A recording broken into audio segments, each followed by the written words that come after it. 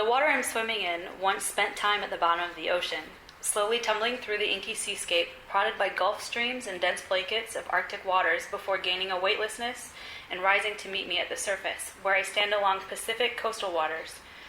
2,000 years have passed since this water has seen the ocean floor, a time frame more familiar to the tectonically arranged mountains and glacier-carved lakes populating this coastline than to my own life's scale.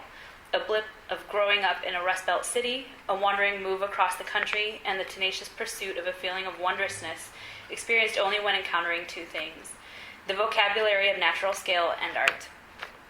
But it's through contact with this vocabulary that I'm driven to investigate this wonder through the framework of aesthetic and creative thought, and to further push this exploration in order to evoke and understand this awe as it translates to an audience. I'm an artist working primarily in sculpture, video, and installation. Most recently, my ideas have shifted slightly from a focus on human limitation as the subject itself to an investigation of the experience of wonder or fear, which oftentimes is experienced beyond those perceived limits. I develop work from the intersection where scientists research quantum physics, little children dream of breathing underwater, and writers find room to articulate the smell of Mars. My interest, however, is quieter. Underneath the gleaming science fiction is the quietude of dreaming and desire, where formally and conceptually the lyrical can be found between the logic of lines and systems. I borrow largely from an industrial vocabulary of utilitarian objects, layering them in such a way that they expose both their practicality and their potential. Often combined with the natural landscape, inherently less under the control of man's utility, though participating in its own systems and practicalities, an indeterminate space is formed. This is the intellectual space where I build space elevators from construction hoists, I push glaciers to form landscapes instead of bulldozers, and shark cages become cardboard forts hidden in the rainforest at the quietest place in America. So tonight I'll share with you a little bit about my research and findings, how that information translates into art making, and of course my own projects and studio process. And then after that I'll open it up for questions, because I'm a little better with conversations than directly speaking. So we'll go from there. So as with many artists, my work generally begins with an idea, followed by a period of research, which can include everything from reading to watching movies, travel, and conversation. So I want to start by posing a question to everyone. I want you to think about the ocean. Think about the crashing waves. Think about the water just stretching from horizon to horizon. Now think about being on a boat in the middle of that ocean. Think about looking out from the boat and just seeing where the water meets the sky. As kind of an aside, the philosopher and theorist Foucault wrote about heterotopias, and that was his example of this, heterotopia, or other space. He called this boat on the open water that because it's at a specific coordinate and it's also in the middle of nowhere at the same time. So thinking about that ocean and kind of being somewhere in nowhere, how many people in here think of that as absolutely beautiful and captivating? When you think of the ocean, your response is beautiful and captivating. Okay, and now how many people think about that and their reaction is actually complete and utter terror? yeah, a couple of those, yeah, right? Like so, and that's exactly a little bit of both. That's the intersection where I like to make work from. That's so interesting to me that it can be both absolutely beautiful and absolutely terrifying at the same time. So actually recently, I was really casually looking over a list of books recommended by Michelle Grabner, the curator, and I came up on a title that really caught my interest, and I put a little picture of it. It's Philip Fisher's Wonder, the Rainbow, and the Aesthetics of Rare Experiences. It's just to kind of give you a little background about my research is why I've included this, but it's a really interesting book. I'd already kind of been thinking about exactly the things that I was just mentioning, this ocean, this kind of wondrous approach to it, and also this kind of fear. And then when I picked up this book, it was really relevant. So in this book, he talks a lot about the modern era and this idea that science has demystified our world. We know how caterpillars turn into butterflies. We know how a rainbow turns up, in the distance, that it's optical and that it's, that kind of thing. And so the question presented largely by this book is there a loss of innocence? Is that, are we kind of taking the fun out of everything by science? Is our science and wonder pitted against each other? And the author's perspective on it is no. The author actually says that it's wonder as opposed to astonishment. Wonder is what leads to the questions and is kind of the basis for a lot of advancements in science. And then from there, the arts and literature. So he talks a lot about the rainbow, and he talks about this idea that I think that it was maybe a Peruvian culture. I don't want to misspeak. I know we talked about Peru, but there was some culture that believed you had to be silent in front of rainbows. If you saw a rainbow, you had to be silent, that it was a thing. So a lot of kind of just different approaches to it before it was scientifically explained, but now we kind of know. And he talks about the relationship between wonder and fear being associated with the sublime, this idea that, we explain it's man versus nature, and then you have this sublime nature, and man is just this little kind of character. And as we have weather things and build bigger ships and things that are safer and structures to protect us from the elements, is fear then displaced by knowledge and wonder. So that's a lot of stuff that is covered in this book. For me, it's really accessible. I really like that he talks a lot about just simple ways that wonder has raised curiosity, whereas you have astonishment. He said astonishment is, appreciating the magician's tricks and being excited by the magician's tricks, but not going any further with it, whereas wonder is something that really propels people forward. And that was definitely the case in my own work. So that's kind of what got me to there. And then so once I realized that was a subject that I was interested in, whether it was through like superhuman powers or superheroes are an element of wonder. That's so not something we can do. Once I got to that point, I had to figure out how to translate that into art. How do you then go from that, and what was the process then? And really early on in my schooling, I really became interested in the writings of Heidegger. He wrote in The Origin of the Work of Art a lot about the relationship between poetry and everyday speech. And I promise this will get a little less heavy as I go on, but a little less philosophy laden. But he talks a lot about how in the everyday speech is kind of what dictates our thought. I'm speaking in sentences right now. I'm communicating to you in words. When you have your thoughts, your rational thoughts, you are thinking in words. And we have an understanding of sentence structure and how that's supposed to communicate and that kind of structure. And so when you add poetry in the mix, poetry is kind of the undoing of language. You're putting language together that doesn't make sense, that doesn't go together. So in that case, it's this undoing of the speech that we're used to as kind of a gray area and in-between ground, and that opens up for truth. That gets at elements that we can't say in words, according to Heidegger. So that's always been really interesting to me. He writes a lot about art having a similar function, that part of it being abstract in a sense, or part of it being a little less straightforward, is an allowance of putting different things together and kind of seeing what kind of response that creates. And so, for me, the magical realist writers, and I also had an image for that I skipped, but that's the book from. I promise it's not all just pictures of books, but that's the book that this essay is contained in. And from there, I really like, in my research, the magical realist writers made a really big impression upon my work, especially, things like in Garcia Marquez and 100 Years of Solitude. You have the character that you grow attached to. No spoilers, I promise, but there are a lot of characters in that book if you haven't read it. But one of the characters in there is killed. And his mother finds out through a process where it's painted where he's killed behind a closed door, and you hear the shot ring out, and there's a trickle of blood that goes under the door. It's a little gory, but a trickle of blood that goes under the door, and it makes a right around the carpet, and it goes through the living room and down the steps, and then, makes a left at the corner of the grass, and it ends up in his mother's kitchen. And that's how his mother finds out that her son has been killed, and it's presented just like an everyday occurrence.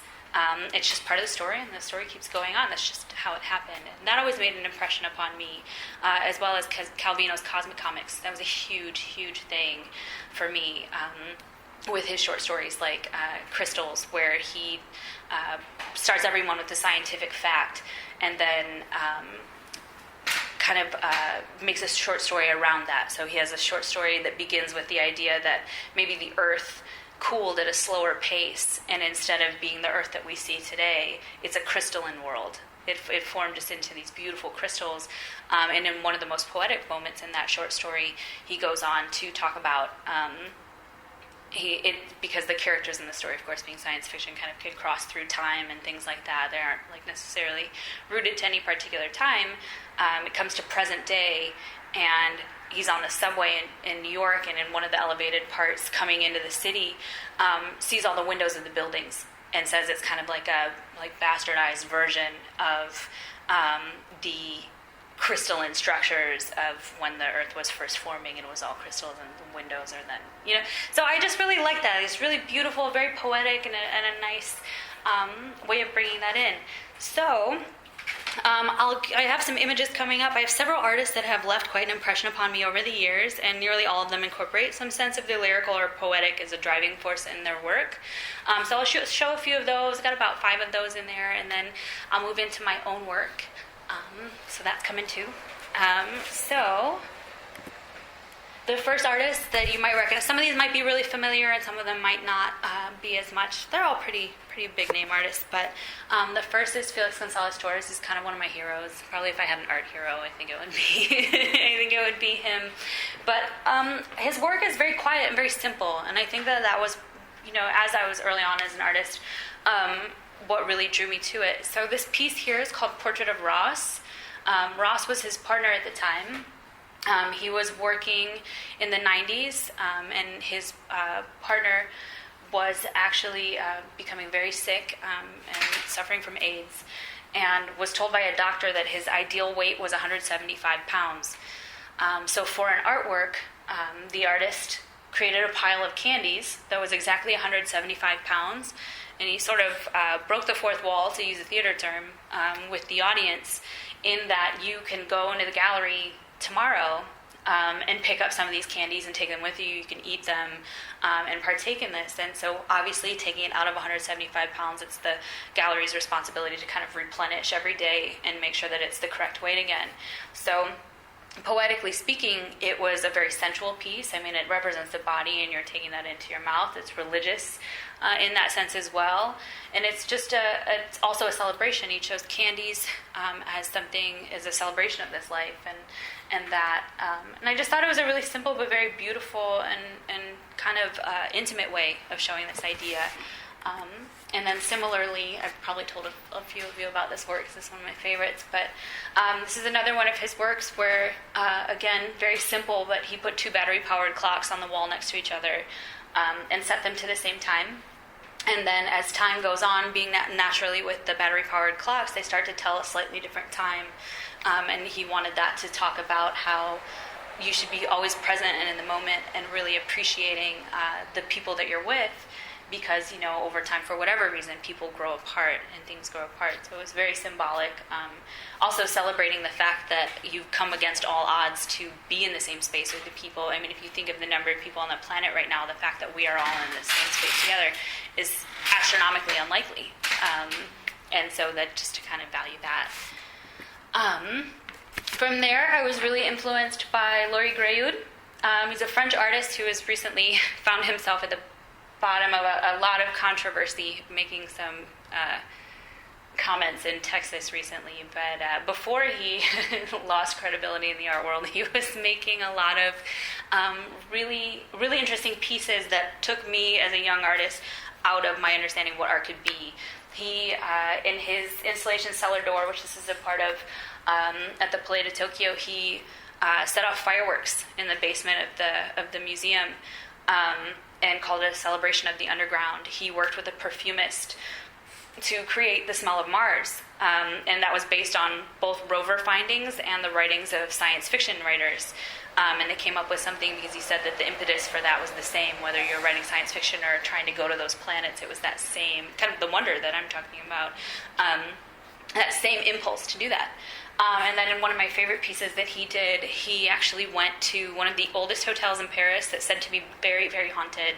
And he went back to the gallery space from there and recreated all of the furniture in the old hotel with cold air currents. So he had all these like machines kind of around to make like planes of cold air currents, so that you as the artist could walk in, or you as the viewer could go into the space and essentially be the ghost yourself. And he called it kind of a reverse feng shui, and that was one of his pieces. So as a very young artist, to me, that was like, whoa! Like I didn't know you could do things like that with art, and so those are both kind of artists that really influenced me early on. The next is Guido Van Der Werff. He's still doing some really awesome things. I guess they all still are. Or Felix Gonzalez-Torres unfortunately passed away from the same illness. But Lori Gray is still making work. And then Guido Van Der Werff here. This is a video piece. He actually shot this. That is an icebreaker ship behind him. And the entirety of the video, very quiet, very simple, is just this small figure walking just ahead of this icebreaker that is crashing through the ice behind him, almost in slow motion, because it's through the water and it's the kind of ebb and flow of it. But this very kind of threatening, larger structure and this very small figure in the foreground. And it's a little washed out there, but it's just a nice horizon and kind of scene there. But he did another very similar, simple piece that was called The Day I Didn't Turn with the World. He actually went to the North Pole for this piece, where there is no time, because it's where all the points meet officially. So you're at a zone of kind of like no time. So even when explorers would go up there, they would assign it the time zone of what time it was in whatever country they originated from, because technically there was no official time zone or that sort of thing. And so he stood on the North Pole for 24 hours, a lot of endurance in his work, stood on the North Pole for 24 hours and did a time-lapse series, and it's called The Day I Didn't Turn with the World. So these very epic but very quiet, small ideas really have an impact on me. And the last one from him, he did a really gorgeous piece that layered 3 different ideas. It was this idea of Chopin. He was born in Poland, the composer, born in Poland and died in Paris. And I guess after his death, he asked his sister to smuggle his heart out of Paris and take it back to Poland to be buried in his home, what he felt to be his home. So his sister did, in fact, do that. So his heart is buried in Poland. And so for this video, the artist actually, same artist, so a lot of endurance in his work, same artist actually did a marathon across all of those miles and did a reverse of it and retraced the steps going from Poland, from Warsaw to Paris.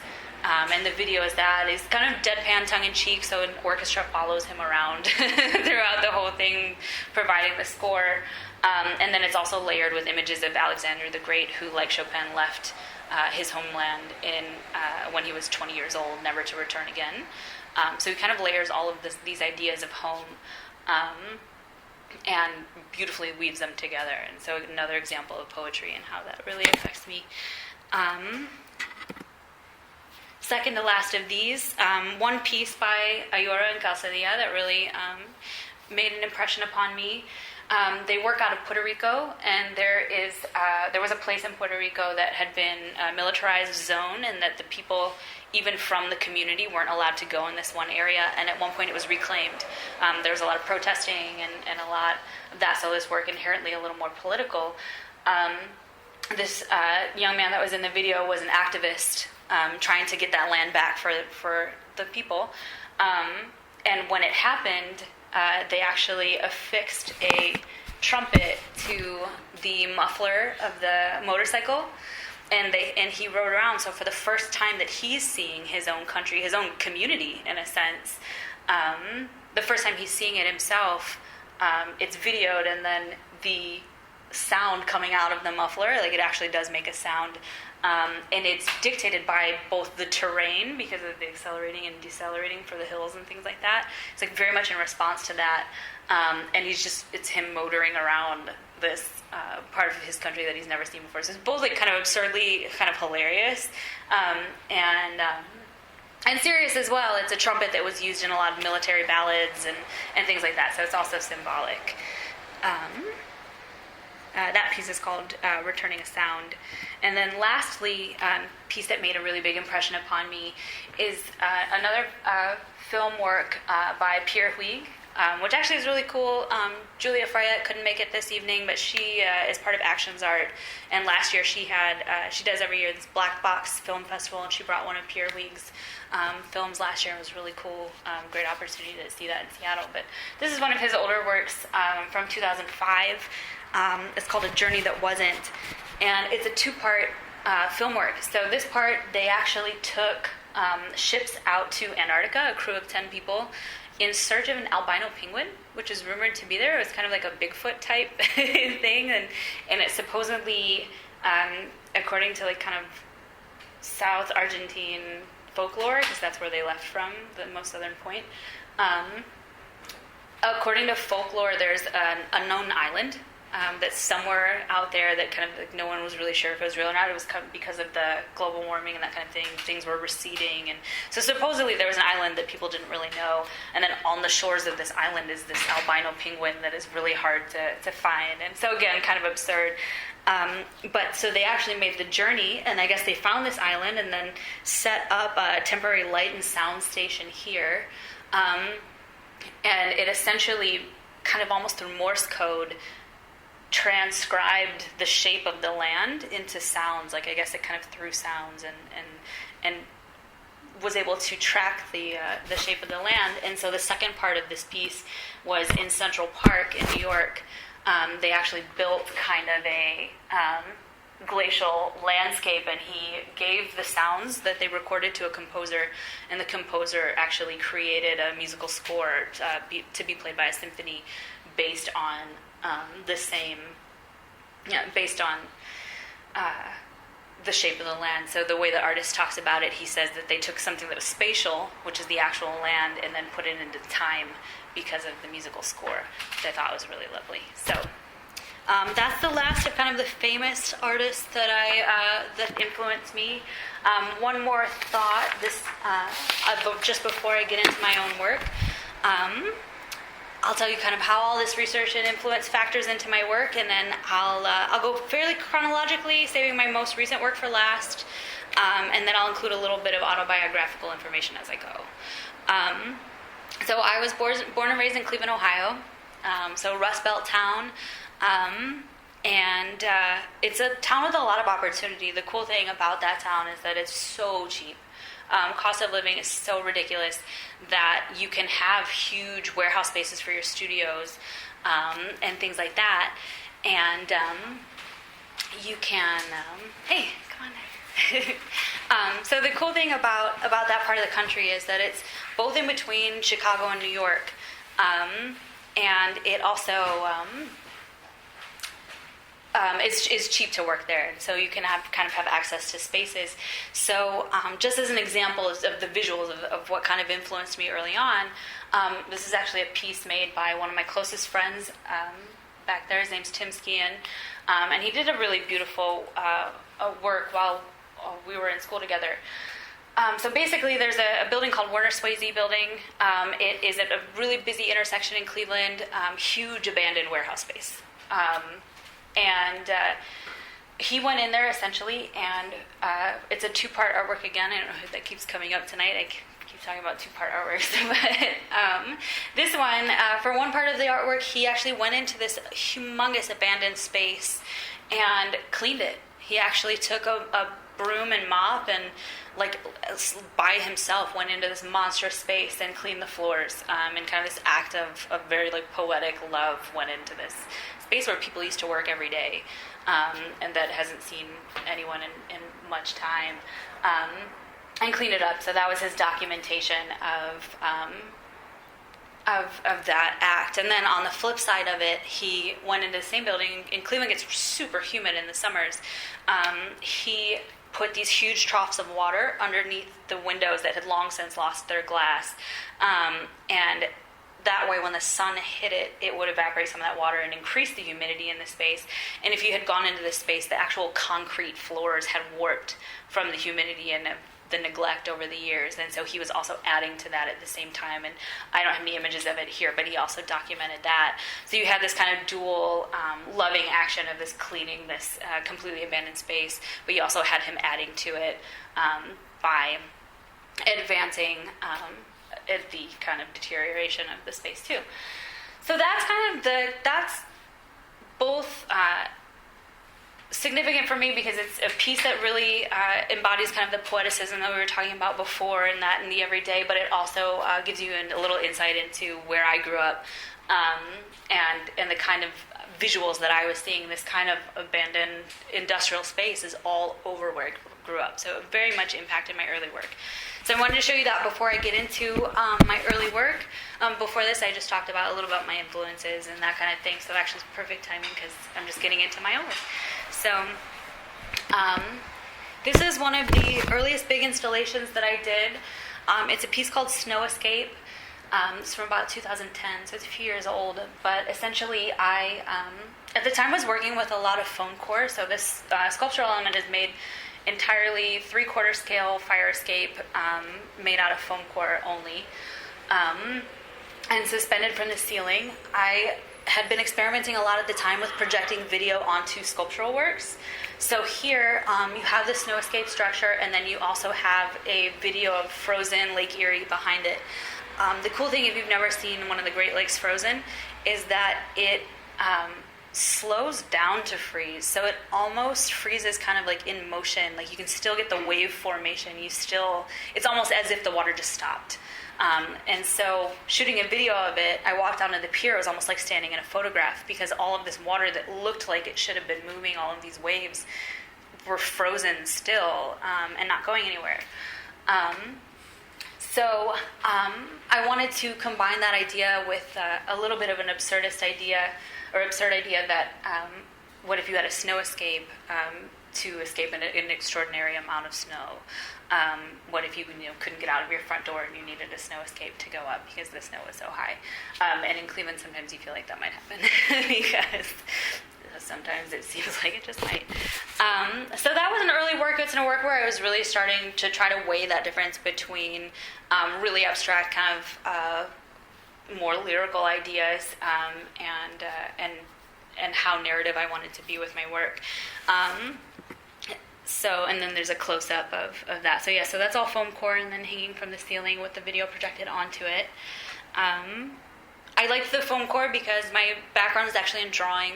Drawing has always been very important to me with its kind of elevation of this subject, and you're taking the time to draw something. And so it was important to me working sculpturally, even on these large-scale installations. I liked that I could cut the entire thing by hand. I just used an X-Acto knife for the entire structure. So that's always been kind of important, even still. This is a video work that I did not too long after that. It's called Diving Bell. I had a friend who's a synchronized swimmer, and for this very simple video work, I was thinking about breathing underwater a lot at the time, and we essentially just made a very rudimentary diving bell out of just a clear plastic graduated bucket, and she swam around very gracefully, and when she wanted to breathe, instead of surfacing, she would breathe from the entrapped pocket of air, so she never had to come up. So again, with that kind of almost absurd, as my work went on, I realized that there was an element of humor that originally I tried to kind of stifle. I was like, this is serious, and my work's not funny. No, but it really is something that I came to embrace as an entry point into my work, and kind of had to remind myself not to take it so seriously. It is funny. It's like she's breathing water out of a plastic bucket, but it's also really cool. It's cool that that she can do that. That just by putting a plastic bucket underwater, you're back to this sense of wonder that I essentially made an underwater breathing apparatus from something that simple, something exceeding human limitation. So my next early work, again, a structure made out of foam core with a video projection on top of it. For this one, I did another, it's actually, again, 3/4 scale, so this piece is pretty huge, but it's a construction hoist similar to the ones that you see. Actually, I've seen more in Seattle than I ever saw in Cleveland. It's nuts with all these buildings going up, but all of these construction elevators that they use to haul lumber up and down.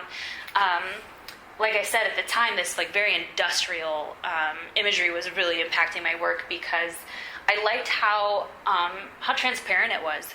I could tell just by looking at photographs of this object what everything did. It was like a very clear, solely practical object, and I liked that by adding this kind of other layer of something more abstract to it, I could take it out of that and make it a gray area.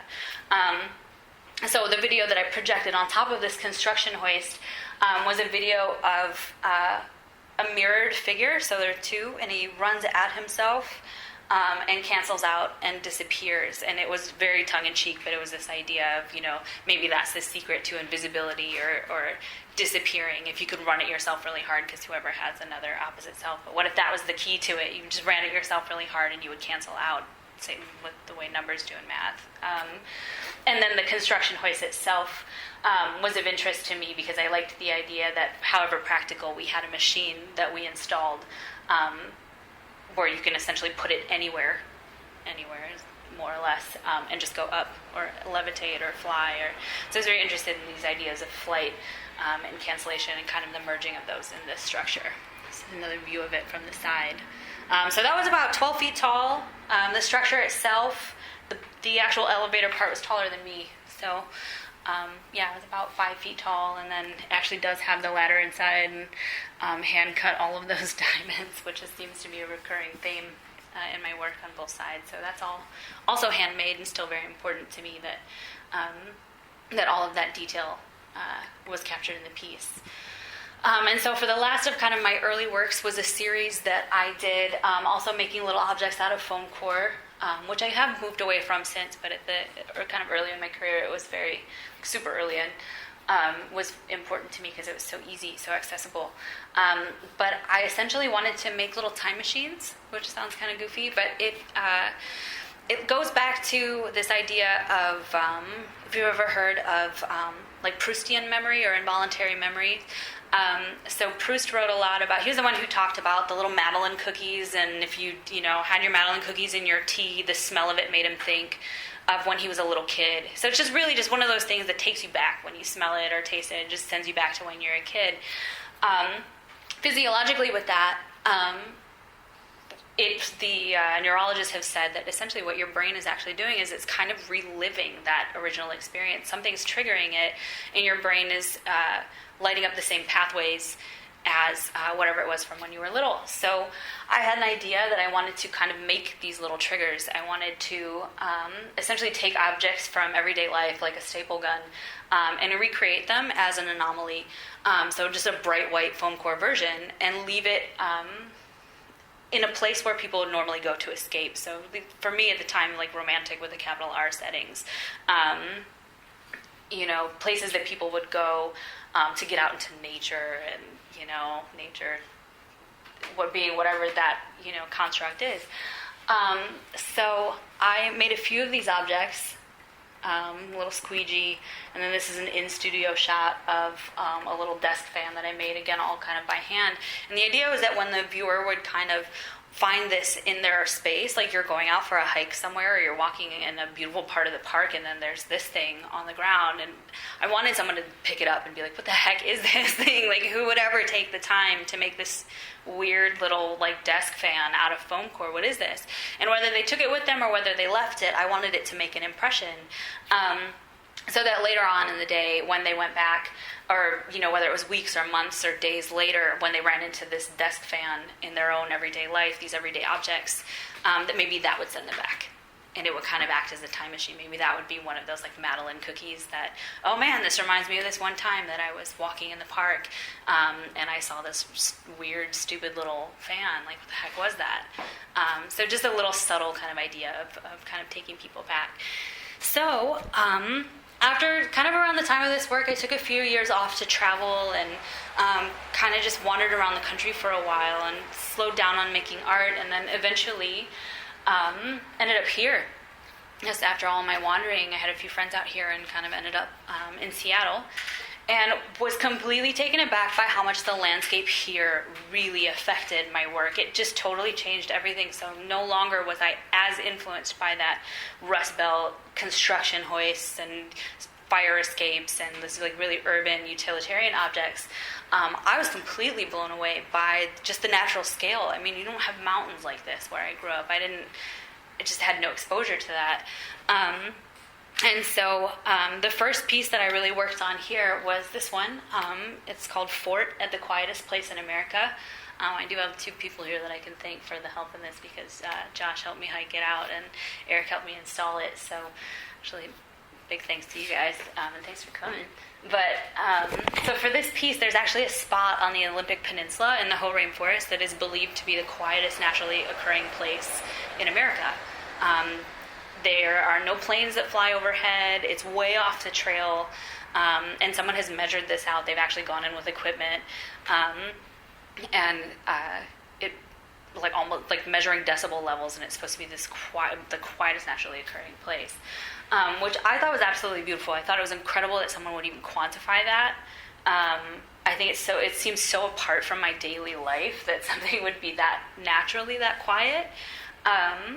And so going out there, it is that striking. It is actually that striking on the path. You go from the sound of rushing water on the side of the trail. It's right next to a river. And when you get in, all of a sudden it's silent.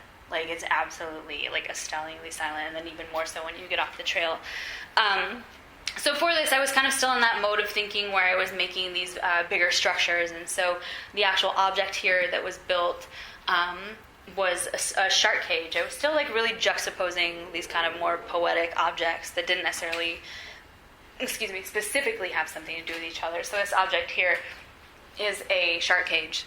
I liked the idea that we had built this object to make it so that we could swim with sharks. You have your underwater breathing apparatus with you, because that's just not something humans can do. This idea of this extraordinary and this wonder in the everyday, we've actually built a enclosure so that we can swim with sharks. It's just such a non-human thing to do. And then I made it out of cardboard to kind of still reference this idea of a fort, because that really was my first impulse when I heard about this quiet place, was to go, what would I do here? Well, I would build a fort. I wouldn't want anybody to come here to make this space mine. This would be my fort. And how human is that? And is that why we have so much noise? Is that why we have so much? Because we're all making our own spaces and our own. And how necessary is that? And maybe it is really necessary, you know. So I combined those ideas and made this piece. There's a close-up of all the structure. After that, I made a piece called Glacier Ghosts.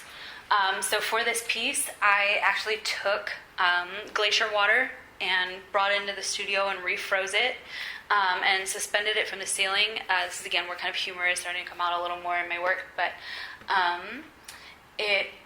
I was playing with the idea of cold air currents. You know, when you watch those old ghost shows and things like that, they say, oh, it's cold in the house. This is where the ghosts are. We know we're at the heart of the house, or something like that, because it's a cold air current. So, of course, naturally, this ice being suspended from the ceiling, it makes a very cold air current underneath it. So literally when you walk under it, you can actually feel that cold air. I was thinking about a lot about natural scale and the glaciers and what might be trapped in those glaciers, or, you know, maybe there are woolly mammoth bones in there that we'll never know, or maybe, depending on climate change, might know someday but don't know now. I don't know. But what's in there? You know, maybe it's the totally tongue-in-cheek. Maybe it's the ghosts of the glacier. So that's what your cold air current that you're feeling is. And it was just a little smaller piece. I made another piece around this time called Everest Selfie Stick. And it was just this idea that if you were totally like one-liner type piece, but if you were to go to Everest with natural scale, like how on earth you're standing on this mountain, how would you possibly take a picture of yourself on this mountain in our selfie culture, where it's so astronomically bigger than you, so you'd have to have this really long selfie stick. So, and then lastly, for this kind of, or second to last, I guess, for these kind of smaller pieces that I've done, this is a piece called Sailing Across the Less Good Ocean. In part of my wandering in between the kind of earlier works and this, I took a solo bus trip around the country, And when I was in Memphis, met a complete stranger, and we're just kind of hanging out at a friggin' bar. And something about that kind of a trip allows people to open up and kind of confide, I guess. Because you're like, I'm never going to see this person again. I can tell them something that maybe I wouldn't tell other people. So he, I guess, was going through a rough time in his life, and he just confided in me that his dream was to sail with his twin brother across the Atlantic. He had a lot of sailing experience, and his dream in life was that he wanted to sail across the Atlantic. And then he immediately adds, I know it's the less good ocean. And I was like, what on earth does that mean? Like, why is that the less good ocean? And he just completely nonchalantly says, oh, well, it's way smaller than the Pacific. So he is talking about this like extraordinary feat of like taking a small sailboat and crossing the Atlantic, and then immediately like making it, oh, it's the less good ocean because he's not sailing the Pacific. And so I thought that was absurd. I thought it was funny, you know, like, it's such a huge thing to do. So for this piece, I actually took glass from a former SeaWorld tank, and then engraved the different, based on the length of the boat and the size of the trip, ranked these small boats that have crossed the Atlantic, and it's just sailing the less good ocean. For this piece, again, kind of a simple piece, but it's called Tide Pull. It's just an attempt to raise the tide by pulling it with rope. So that one's pretty straightforward. So lastly, the last work that I'll show you, this is actually kind of a SketchUp model. It's one of the bigger installations that I'm doing. It's a piece I'm actually super proud of. But it's called Kodachrome Mirage. So this is a piece that actually I'll be showing sometime this year here in Seattle. It's actually super generously funded by For Culture. So with their help, I'll be installing this work. But for this piece, I'm building a mirage in the gallery, an actual mirage. The background image is of Kodachrome Basin State Park in Utah. I'm really interested in this park because it's the only kind of government park that is named after a commercial product. It's named after Kodachrome film. The National Geographic photographers went there decades ago and took all these like super picturesque pictures of this state park, and then they named it after it because the pictures were so gorgeous. So like I said, it's named after this commercial product. It's a place that's so rural at night. You can see the cosmos. You can see all the stars. It has all sorts of rock from, I'm not sure exactly what age that is, but it's all different, like ancient rock, and you can see the different sedimentary layers from where the rivers used to run through it. And then I can go there today and take pictures of it digitally, which is what I will be doing. Take digital pictures of this place. So it has a very natural like overlapping of different points in time because of that, with this reference to this now obsolete film. You can't even really get Kodachrome anymore. Just very specific points in human time and pre-human time, all at once in the same space. And then to bring it into the viewer space, I'm actually constructing a mirage. I'm working with a physicist from Case Western Reserve University in Ohio, and we are installing heating elements under the ground and working with the angle of light and really working to build this actual mirage in the space so you, as the viewer, would go in. The little one, yeah, that one has a little person, so it's about to scale. But you would go in, and the floor actually has to be higher because of the angle of the light. To be able to see a mirage in that small of a space, you have to literally construct a false floor so that it's closer to eye level. So that's all the stuff that I've been working with. I'm really excited to finish this piece. And that's pretty much it for all I have to show you. I have a couple of other ideas of things that are coming up, new works. This is more of the direction that my work has been going lately, projects like this. But other than that, if anyone has any questions, I'd be happy to answer. Thanks for listening to me be long-winded about all of my work and the work that influences me. Any questions from anyone? Yeah. Yeah, I was really curious about what your definition of a mirage was. So for this particular case, it's actually the heat mirages that kind that you see on the pavement. Mm-hmm. So kind of more the scientific, specific idea of a mirage. Although it is, I mean, there are, of course, layers to that. So you think of Mirage, like Mirage in the desert, like kind of this history of mirages in cartoons, mirages in popular culture. It's also that idea of this kind of magical thing that you can't ever get to. It's like shimmering in the viewer's space, but also not really there.